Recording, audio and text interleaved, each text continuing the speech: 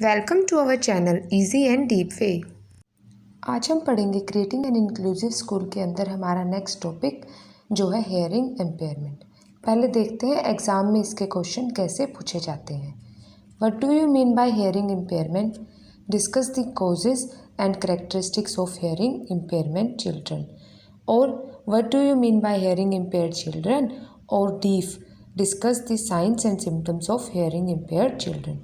इसमें हम hearing impairment का meaning, definition, types, causes, characteristics या सिम्टम्स को एक्सप्लेन करेंगे।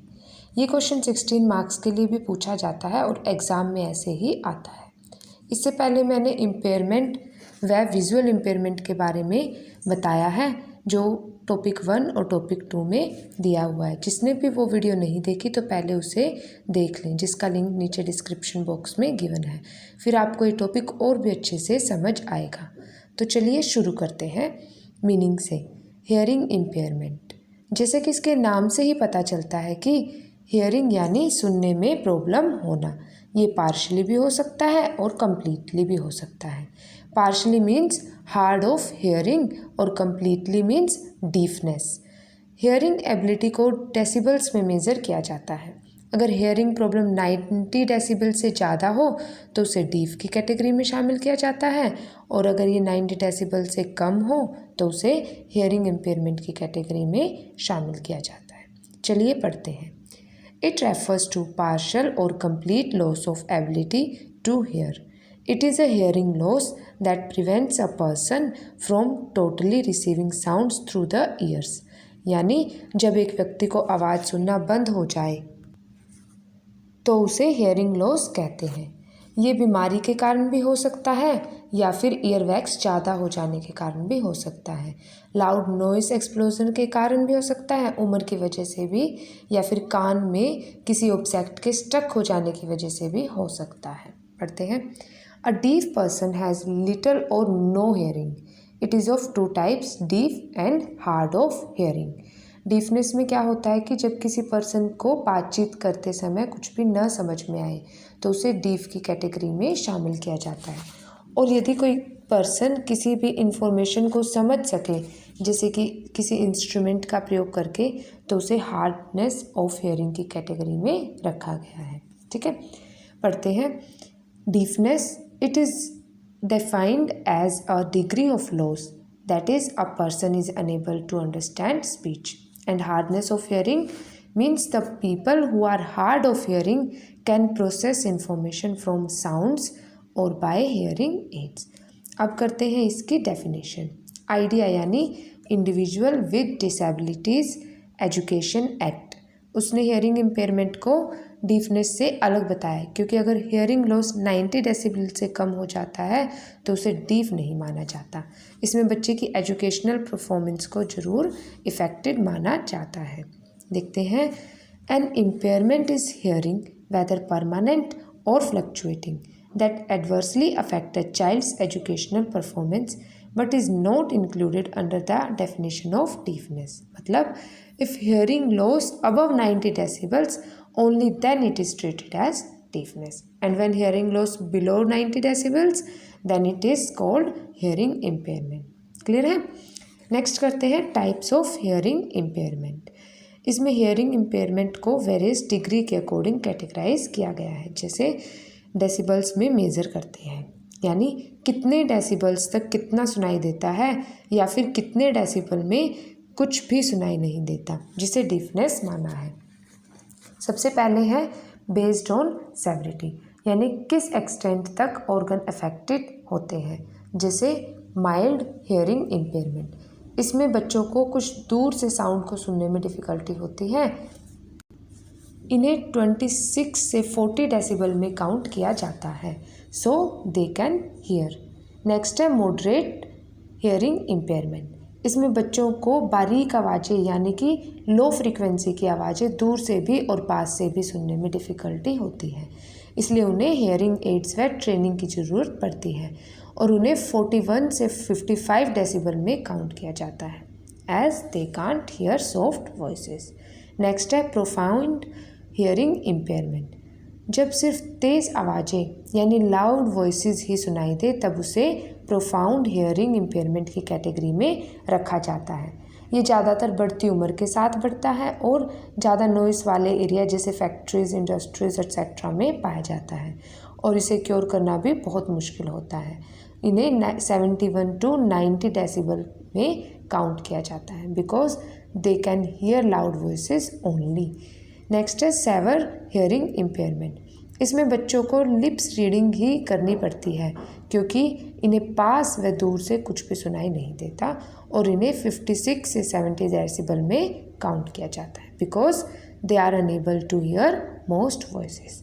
नेक्स्ट है नियर डीफनेस, यानी जब सिर्फ हियरिंग एड्स जैसे एम्प्लीफिकेशन, वॉइस रिकॉग्निशन इनके थ्रू ही सुनाई दे, इन्हें 91 से 120 डेसिबल में काउंट करते हैं। फिर है इसमें डीफ, जिसे अबव 120 डेसिबल में काउंट करते हैं, यानी कि उसे कुछ भी सुनाई नहीं देता। नेक्स्ट है बेस्ड ऑन लैंग्वेज। इसे अलग अलग स्टेजेस पर कैटेगराइज किया गया है, जैसे प्रीलिंगुअल।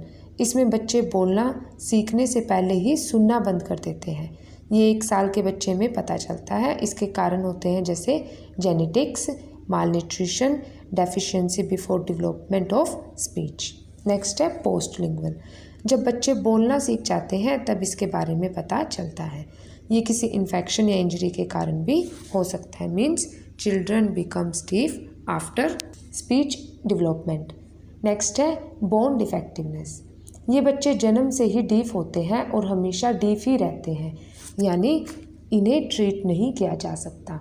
सो they have always defective speech and dumb forever. ठीक है।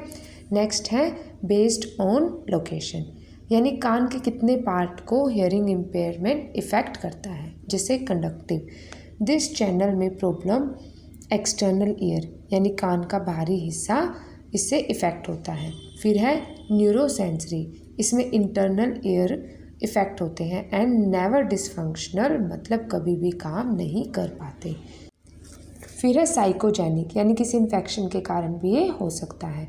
लास्ट है इसमें सेंट्रल डिफेक्ट्स, मतलब सेंट्रल नर्वस सिस्टम डैमेज हो जाता है, जिससे बॉडी फंक्शनिंग पर भी बहुत प्रभाव पड़ता है। अब करते हैं कॉजेज ऑफ हियरिंग इम्पेयरमेंट। ये 3 कारणों से हो सकता है, प्रीनेटल, नेटल व पोस्टनेटल। फर्स्ट है प्रीनेटल। प्रीनेटल यानी बिफोर बर्थ। ये विजुअल इम्पेयरमेंट के सिमिलर भी होता है, जो हमने टॉपिक 2 की वीडियो में डिटेल में पढ़ा था। अगर आपने वो वीडियो देखी है तो आपको बहुत अच्छे से ये समझ आएगा। इसमें 35% डीफनेस हेरिडिटी होती है, यानी 1 जनरेशन टू अनदर जनरेशन होती है। फिर है मैटरनल रूबेला, यानी अगर मदर में ये प्रॉब्लम है तो इन्फेंट में भी आने के चांसेस होते हैं। ये प्रेगनेंसी के 3 मंथ्स के अंदर ही अगर वैक्सीनेशन ना हो तो हो सकते हैं। फिर इन्फेक्शन के थ्रू भी हो सकते हैं, ड्रग्स व अल्कोहल लेने के कारण भी हो सकते हैं और माल न्यूट्रिशन ड्यूरिंग प्रेगनेंसी भी हो सकते हैं। नेक्स्ट है नेटल, यानी at the time of birth. इसमें किसी इंस्ट्रूमेंट के कारण या ऑक्सीजन की कमी के कारण, डिलीवरी टाइम से पहले होने के कारण या फिर किसी इन्फेक्शन के कारण हियरिंग इम्पेयरमेंट हो सकता है। नेक्स्ट है पोस्ट नेटल, यानी आफ्टर बर्थ। ये किसी भी कारण से हो सकता है, जैसे किसी इंजरी व एक्सीडेंट के कारण, ज़्यादा नॉइज़ पोल्यूशन के कारण, उम्र बढ़ने पर भी ये बढ़ता ही रहता है। देखते हैं इसके कॉजेज़, जैसे सोशोलॉजिकल, साइकोलॉजिकल, साइकेट्रिक फैक्टर व इन्वायरमेंटल फैक्टर्स। ठीक है। अब करते हैं characteristics of hearing impairment. Hearing impairment की विशेषताएं विजुअल इम्पेयर्ड बच्चों की तरह कॉमन होती है, लेकिन कुछ यूनिक कैरेक्टरिस्टिक्स इस प्रकार हैं, जैसे इंटेलेक्चुअल एबिलिटीज़।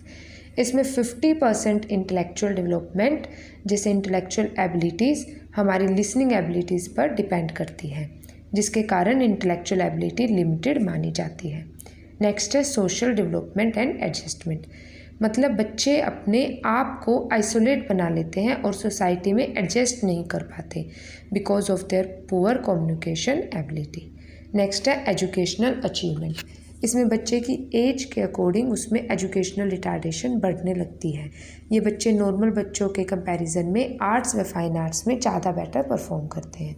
इसमें जो बच्चे पुअर फैमिली से बिलोंग करते हैं उन्हें हाई स्टेटस फैमिली के बच्चों के कंपैरिजन में ज़्यादा डिफ़िकल्टी फेस करनी पड़ती है। नेक्स्ट है कम्युनिकेशन एबिलिटीज़। इसमें बच्चे की लैंग्वेज डेवलपमेंट इतनी नहीं हो पाती क्योंकि नॉर्मल पीपल उन्हें नेग्लेक्ट करने की कोशिश करते हैं। बिकॉज हियरिंग इम्पेयर्ड बच्चों से बात करते वक्त ऊंची आवाज़ में बात करनी पड़ती है, इसलिए बच्चे सोसाइटी में ज़्यादा इंटरेक्ट नहीं कर पाते और उनकी वोकैबुलरी पावर भी लेस जनरेट होती है।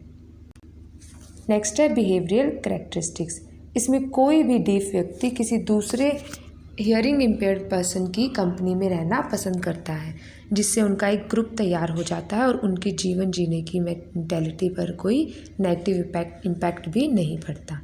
नेक्स्ट है फिजिकल कैपेसिटीज़।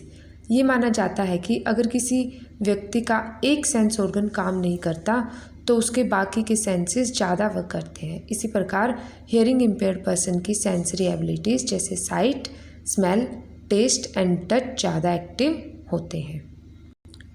अब करते हैं सिम्टम्स और signs of hearing impaired children, जैसे ear discharge, earache, inattention, repeated instruments, lazy and restless, speech development, focus of lips reading, inadequate language, speech development, move to head to one side to listen, यानी कि सुनते वक्त एक कान आगे करके सुनना, communication problem, यानी कि उनकी वोकैबुलरी इतनी स्ट्रॉन्ग नहीं हो पाती है। अब देखते हैं इसके प्रिवेंटिव मेजर्स या फिर डायग्नोसिस, यानी इनसे कैसे बचा जा सकता है। सबसे पहला है इसमें प्रिवेंशन ऑफ पॉसिबल डिजीजेज, जितना हो सके बीमारियों से दूर रहें। Avoidance of drugs and alcohols during pregnancy, pregnancy के दौरान किसी भी ड्रग्स या अल्कोहल को नहीं लेना चाहिए। Immunisation of mothers during pregnancy, यानी कि प्रेगनेंसी के दौरान स्टार्टिंग में ही मदर को समय समय पर इंजेक्शन्स या वैक्सीनेशंस करवानी चाहिए। Proper and balance diet during pregnancy, यानी कि पूरी डाइट जिसमें सारे न्यूट्रिशंस हो वो लेनी चाहिए। Regular checkup of the mother during pregnancy, और अपना रेगुलर चेकअप भी करवाना चाहिए। Early diagnosis of infectious disease and therapies, अगर मान लो कोई डिजीज़ हो भी जाती है तो उसको बिल्कुल समय पर ही डायग्नोस करवा लेना चाहिए। कैसे कर सकते हैं हम diagnose? Through medical examination, case history, systematic observation, neuropsychological scale, यानी इसमें ब्रेन डैमेज या डिसफंक्शन होने के चांसेस होते हैं तो इसलिए भी इसे ठीक करवाना चाहिए। डेवलपमेंट स्केल, इसमें बेले स्केल ऑफ इन्फेंट डेवलपमेंट, इसका यूज़ किया जाता है जिससे बच्चे की ग्रोथ का पता चलता है। नेक्स्ट है इसमें हियरिंग एड्स, यानी कैसे हियरिंग इम्पेयरमेंट को ठीक कर सकते हैं और किन किन एड्स को यूज़ कर सकते हैं, जैसे एम्प्लीफिकेशन।